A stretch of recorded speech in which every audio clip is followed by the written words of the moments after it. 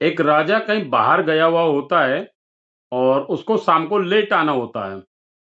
तो जब शाम को लेट आना होता है तो उसका जो बिस्तर लगाने वाली एक नौकरानी थी, जब शाम के टाइम जब उसके बिस्तर लगा रही थी, तो बिस्तर लगाते-लगाते वो जब उसने देखा कि राजा का बहुत ही आरामदायक बेड है, शानदार गद्दा है, शानदार रूम है और बहुत ही लग्ज़री लाइफ़स्टाइल थी, तो नौकरानी ने सोचा कि राजा तो यहाँ है नहीं और कोई मुझे देखने वाला है नहीं, क्यों ना एक बार इसके ऊपर सो करके देखा जाए।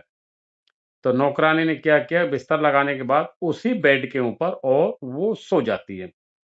तो वो सोते-सोते वो कुछ अपने ख़्यालों में खो जाती है और ख़्यालों में खोते-खोते उसकी आँखें लग जाती है और उसको नींद आ जाती है।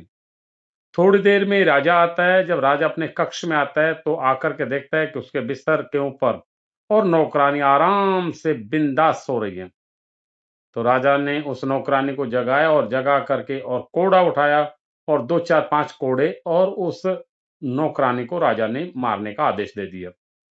जब नौकरानी के 2-4 कोड़े पड़े तो नौकरानी पहले तो रोई, काफ़ी लहूलुहान शरीर हो गया और रोते-रोते फिर जब राजा को दया नहीं आई और राजा ने और ज़्यादा कोड़े मारने के लिए जब हंटर उठाया, तो अचानक से और वो नौकरानी ज़ोर-ज़ोर से हँसने लगी।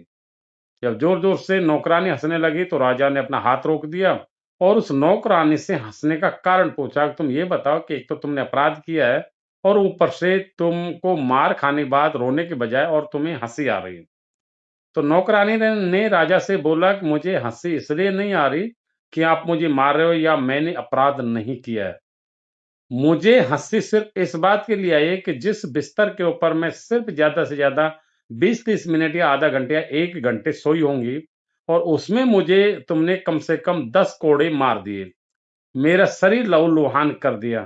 तो मैं ये सोच कर के मुझे हँसी आई कि जो इसके ऊपर पूरी ज़िंदगी सो रहा है या जो पूरी ज़िंदगी इसके ऊपर सोता होगा, वो अंत समय में उसके साथ क्या होगा? बस यही सोच कर के मुझे हँसी आई और मैं यही सोच कर के अपने आप को संतुष्टि कर रही हूँ कि मुझे कम से कम 10 कोड़े खा कर के ही मेरा उद्धार हो गया। अदरवाइज़ मैं इसके ऊपर अगर पूरी ज़िंदगी अगर निकालती, तो शायद पता नहीं मुझे कौन-सा हश्र देखना पड़ता। तो राजा ने नौकरानी को मारना बंद कर दिया और राजा की एक बात समझ में आ गई और उसी दिन उस राजा ने संन्यास ले लिया अपनी ज़िंदगी से।